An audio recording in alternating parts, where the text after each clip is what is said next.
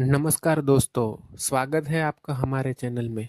अगर आप एक गवर्नमेंट एम्प्लॉय है तो आज का ये वीडियो आपके लिए बहुत ही ज़रूरी है, क्योंकि आज हम बात करने वाले हैं एट्थ पे कमीशन की। अब तक जो भी अपडेट आई है, जो रूमर्स चल रहे हैं, जो भी सबसे इम्पोर्टेंट अपडेट है, आपकी सैलरी पे इसका क्या असर पड़ने वाला है, ये सब आज मैं क्लियरली एक्सप्लेन करने वाला हूँ। तो वीडियो एंड तक ज़रूर देखो, क्योंकि ये बहुत ही इम्पोर्टेंट वीडियो रहने वाला है और आपको इसके बारे में अच्छे से सभी चीज़ें एक्सप्लेन की जाएंगी। तो सबसे पहले समझते हैं कि पे कमीशन होता क्या है। भारत में सेंट्रल गवर्नमेंट अपने एम्प्लॉयज़ की सैलरी खुद फिक्स नहीं करती। इसके लिए एक पे कमीशन बनाया जाता है, जो पूरी सैलरी स्ट्रक्चर को रिव्यू करता है और रेकमेंड करता है कि सैलरी कितनी होनी चाहिए। ये कमीशन हर 10 साल में आता है। अभी सेवन्थ पे कमीशन 2016 में इम्प्लीमेंट हुआ था और वो 10 साल के लिए इम्प्लीमेंट होता है, तो उसका जो एंडिंग है वो दिसंबर 25 में हो गया था। तो logically eighth pay commission implement होना ही चाहिए था और सेंट्रल गवर्नमेंट एम्प्लॉय इसके बारे में काफ़ी रिक्वेस्ट भी कर रहे थे गवर्नमेंट को। तो अब आते हैं असली अपडेट्स पे। तो जनवरी 25 में पीएम मोदी की कैबिनेट ने ऑफिशियली एट्थ पे कमीशन को अप्रूवल दे दिया था। मतलब कि उन्होंने बता दिया था कि एट्थ पे कमीशन लागू होगा 1 जनवरी 2026 से। बट तभी कोई ऑफिशियल कमिटी को रेकमेंड नहीं किया गया था। बाद में नवंबर 25 में गवर्नमेंट ने एक ऑफिशियल कमिटी का फॉर्मेशन किया, जिसकी चेयरपर्सन में जस्टिस रंजना प्रकाश देसाई को बिठाया गया। वो पहली बार कोई सीपीसी की चेयरमैन एक लेडी बनी है, वो भी एक अच्छी बात है। और अब बात करते हैं कि ये प्रोसेस कैसे चलेगी। एक कमेटी बनी है, वो कमेटी अपना टाइम लेगी 15 से 18 महीने का। वो एक रिपोर्ट तैयार करेगी, वो रिपोर्ट गवर्नमेंट को देगी और गवर्नमेंट इसके बाद उस पर एनालिसिस करके फाइनल सबमिशन देंगे। तो अभी हम बात करते हैं सबसे इम्पोर्टेंट पॉइंट जो है फिटमेंट फैक्टर। कि फिटमेंट फैक्टर क्या रहता है। फिटमेंट फैक्टर वो फैक्टर है जिसके अकॉर्डिंग आपका नया सैलरी डिसाइड होता है।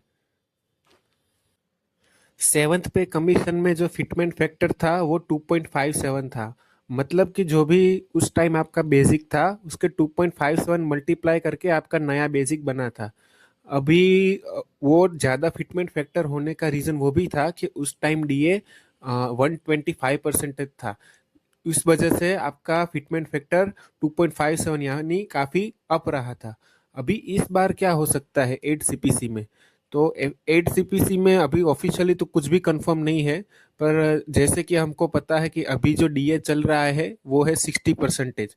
तो 60% के हिसाब से अभी हम रियलिस्टिकली देखें तो हमारा जो नया फिटमेंट फैक्टर रह सकता है वो हो सकता है 1.95 से 2.5 के बीच में। और एम्प्लॉय यूनियन ने डिमांड तो ज़्यादा ही की है 2.86 की। अभी देखते हैं कि गवर्नमेंट कितना फिटमेंट फैक्टर रखती है, क्योंकि गवर्नमेंट एम्प्लॉय की सैलरी के साथ साथ फाइनेंशियल बर्डन कंट्री पर ना पड़े वो भी देखेगी। तो दोनों को बैलेंस करके ही नया फिटमेंट फैक्टर आएगा।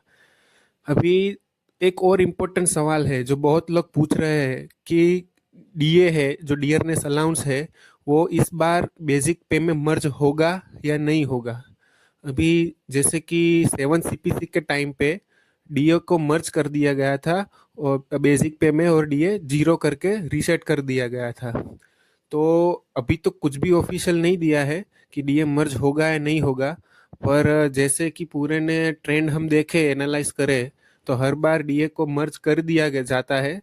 तो इस बार भी प्रोबेबिलिटी ज़्यादा है कि डीए मर्ज हो जाएगा बेसिक पे के साथ, और नया बेसिक पे में डीए रीसेट होके जीरो हो जाएगा और इस हिसाब से आपका नया बेसिक सैलरी बनेगा। जो डीए मर्ज होगा, अगर डीए मर्ज होगा तो आपका बेसिक काफ़ी अच्छा रहेगा और एम्प्लॉय को बेनिफिट डीए मर्ज में ही है। तो होपफुली डीए मर्ज हो, ऐसा हम सोच रहे हैं और ऐसा हो ऐसी कामना करेंगे।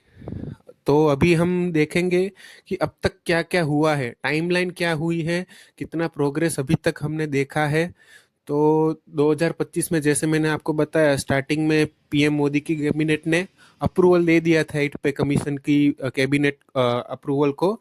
फिर नवंबर 25 में कैबिनेट का फॉर्मेशन हुआ, चेयरपर्सन को बिठाया गया और 2 मेंबर्स को भी उसमें अपॉइंट किया गया था। अभी जो फेस चल रहा है, करंटली जो फेस चल रहा है वो है वो अभी मीटिंग्स हो रही है, यूनियन से सजेशन लिए जा रहे हैं, लोगों से भी सजेशन लिए जा रहे हैं कि कैसा रिवीजन होना चाहिए सैलरी में, अलाउंसिस में, एचआरए में।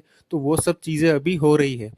पर जब भी ये कैबिनेट का फॉर्मेशन हुआ था, तभी गवर्नमेंट ने इस कैबिनेट को 18 महीने का समय दिया है। तो मतलब नवंबर 25 से मई 27 तक तो उसके पास टाइम है पूरा एक रिपोर्ट तैयार करने का। वो रिपोर्ट 18 महीने में रिपोर्ट रेडी करेगी, वो रिपोर्ट जाएगी गवर्नमेंट के पास, गवर्नमेंट एनालिसिस करेगी और उसके बाद लेट 27 और अर्ली 28 में इसका इम्प्लीमेंटेशन होगा और तब आपको उसका रियल बेनिफिट दिख सकता है। तो अभी उसमें ये भी है कि जो एरियर्स बनेगा, मतलब जो इम्प्लीमेंटेशन और जो इफेक्टिव डेट है, जो 1 जनवरी 2026 एक इफेक्टिव डेट है पे कमीशन लागू होने की, पर इम्प्लीमेंटेशन होगा 2028 में मोस्ट प्रोबेबली। तो वो जो 2 साल का जो एरियर्स बनेगा, डिफरेंस बनेगा, वो भी आपको बाद में मिल सकता है। तो ये सब चीज़ें हैं। तो ये सब भी हमने देखा कि कितना फिटमेंट फैक्टर जो बहुत इंपॉर्टेंट है वो कितना रह सकता है, उसके अकॉर्डिंग आपकी सैलरी कितनी चेंज हो सकती है, वो सब हमने देखा है।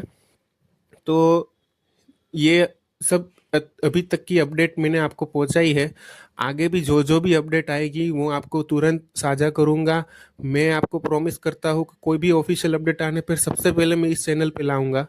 तो अगर ये वीडियो आपको बहुत हेल्पफुल लगी हो तो प्लीज़ इसके लाइक करें, ज़्यादा से ज़्यादा आपके दोस्तों को शेयर करें, सब्सक्राइब करें इस चैनल को, जिससे मैं आपकी और भी हेल्प कर सकूं। और ये चैनल को ग्रो करने के लिए आपका सपोर्ट बहुत ही ज़रूरी है। So thank you very much for listening to this.